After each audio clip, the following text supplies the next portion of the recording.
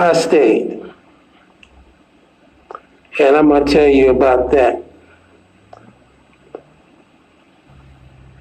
when we come back.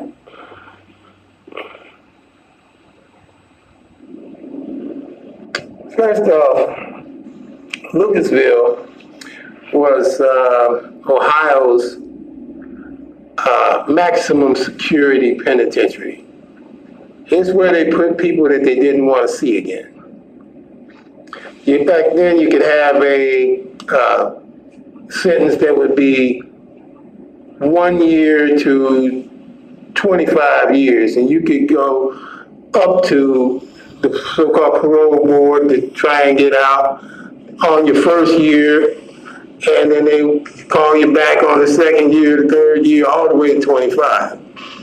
Well, if you were in Lucasville, it was assured that a 1 year to 25 sentence, or 5 to 25, or whatever, 5 to 10, or whatever, that you were going to do every bit of that big number at the back. And that's why they sent people to Lucasville. While you were in Lucasville, you could not be paroled. You could not be released from Lucasville. So when they put a person in Lucasville, they expected that person to be there to the end of that sentence or to die in Lucasville, as you see quite a few did. This is why we call Lucasville the Siberia of Ohio. Number two, a lot of people have said a lot of things about what sparked the Lucasville riot. Well, I was there before, during, and after. And I can tell you what sparked the Lucasville riot. First thing, you had a lot of guys who were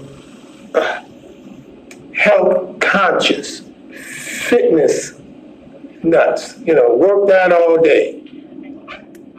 Back then I was a fitness nut myself. I could run track all day long, 30, 40 miles. I used to make a habit of at least running about 5 to 10 miles every day. So these guys weren't very, very interested or enthused by the fact that someone was planning to inject a foreign substance into their bodies. And plus, there was the trust factor. We didn't trust them, and they didn't trust us. And so they came up with these TB tests. Now, people asked, well, why can't we just have the spit test? We don't want you to put that foreign substance in our body. A lot of these guys that were asking were Muslim, that's true, and they had been told that there was pork in the manufacture of this tuberculosis test. You know what I'm talking about. They shoot you up under the skin, then come back to check you out the next day. And they asked if they couldn't have another test instead of that one. That's what they call a spit test. Well, as far as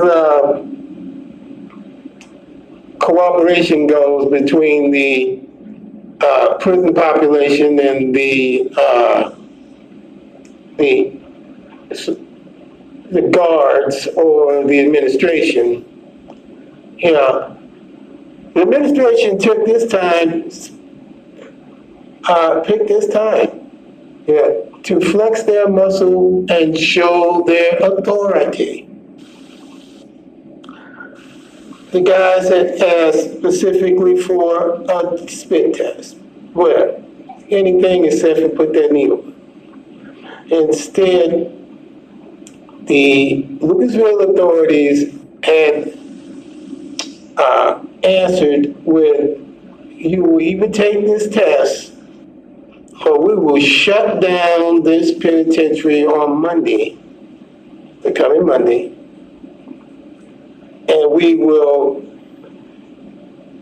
individually force each one of you, take you from your cell, strap you down, and make you take this test. Well, they didn't know, I guess, and I guess they didn't care. But on Friday, and the guys put out a survey, sheet of paper. They just asked the general population, what do you think of this forced TB test? And if we were to do something to try and stop it, would you back us? And a lot of guys, like I said, that's what these guys do all day in the penitentiary. All they did is lift iron and worked out all day long.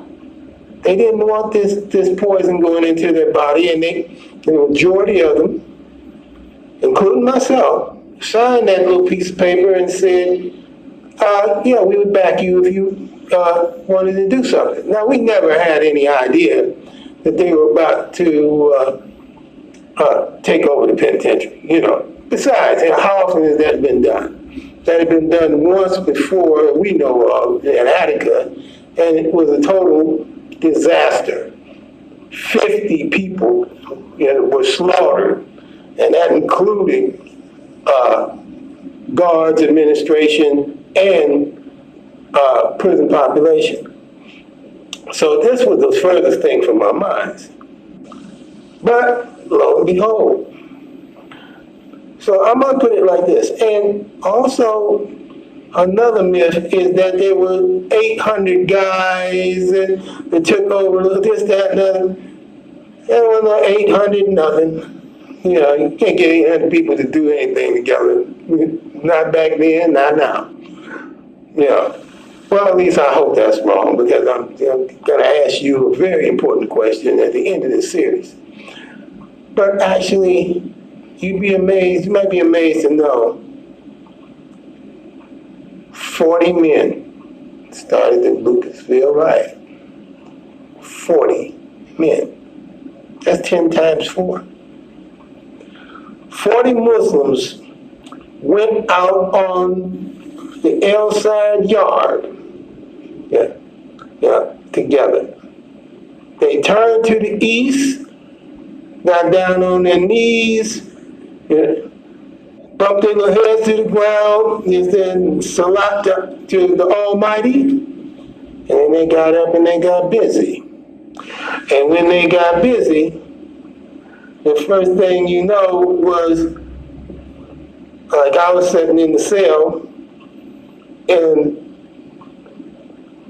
you saw the guards who were supposed to be up front running to the back, because this is where they had it was supposed to be in their little safe room, the back hallway, because we couldn't get in it. They could lock themselves in. Next thing I knew, they were having the windows. These are big old heavy duty metal enforced. You had that wire going through windows and doors, whatever. Were busted, and then somebody opened the doors, and when they came in, they opened up the cells. Now, interesting, I was in L4, in cell number 2. And they opened damn near every cell except for mine in cell number 1. And I had to holler up to the door, open this cell, get me out of here, And they looked over and said, oh, okay, whatever. And I remember the guys in cell 1, they told me, they said, no, we got a parole date coming up, whatever, we don't want to get involved with it, whatever, keep us locked in, whatever. And, I seen them talking, whatever, and then they looked over at me and asked me, well, if they say anything, Anderson, will you tell them that we're hostages, we're being held hostage so that we don't have to get involved with that? I told them, I said, cool.